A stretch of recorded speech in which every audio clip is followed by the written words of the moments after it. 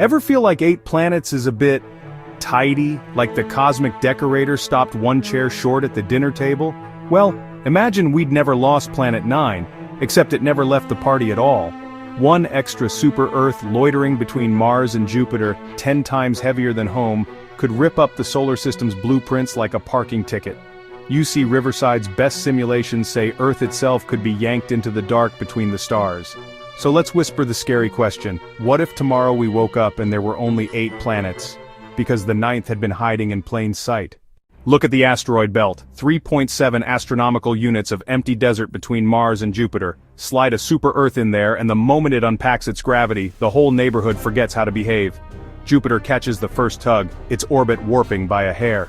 That ripple reaches Earth a few million years later, and our nice circular path wobbles like a drunk tightrope walker. Mars gets flung wider, Venus starts taking longer coffee breaks, and Mercury's closest shave with the sun gets closer still. The inner planets trade their slow waltz for a mosh pit slam dance. Give it 30 million years, blink, and you'll miss it, cosmically speaking.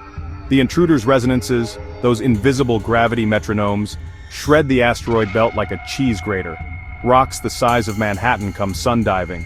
New craters bloom on the moon, Earth's skies sizzle with shooting stars bright enough to read by.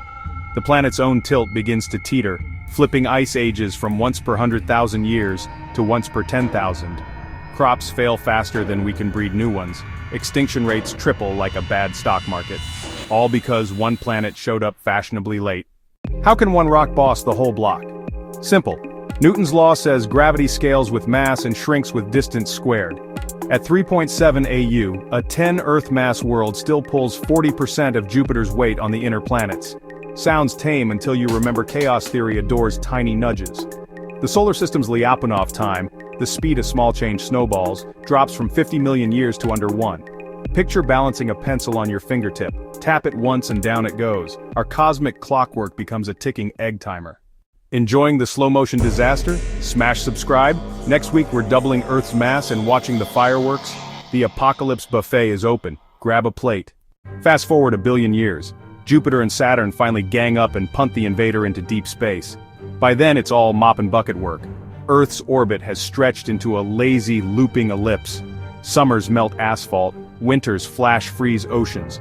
Liquid water shows up a few weeks a year like a reluctant relative. Plants stall, skies thin, and humanity retreats to equator-hugging bunkers burning the last of the oil while staring at a sun that feels faintly disappointed. The cradle is now a crucible and we're the leftovers. Breathe easy. This super-Earth is fiction, not forecast. Early Jupiter was a cosmic Pac-Man, swallowing anything big enough to ruin the inner party. The asteroid belt itself is a graveyard of would-be giants. Scan thousands of exoplanet systems and you'll find our layout, rocky worlds in, gas giants out, is the rare combo platter. Stability isn't luck, it's the residue of 4.6 billion years of quiet consolidation. We're the universe's statistical miracle, hiding in plain sight. So when the sun sets tonight and the sky stays politely in place, remember the invisible choreography that makes it possible. 8 planets, not 9. 1 blue marble, not 0. The cosmos is generous, sure, but only within margins so thin they feel like mercy. If you like this stroll through possible doom, the next video's hovering in the corner, because the universe still has more curveballs than gravity can keep track of.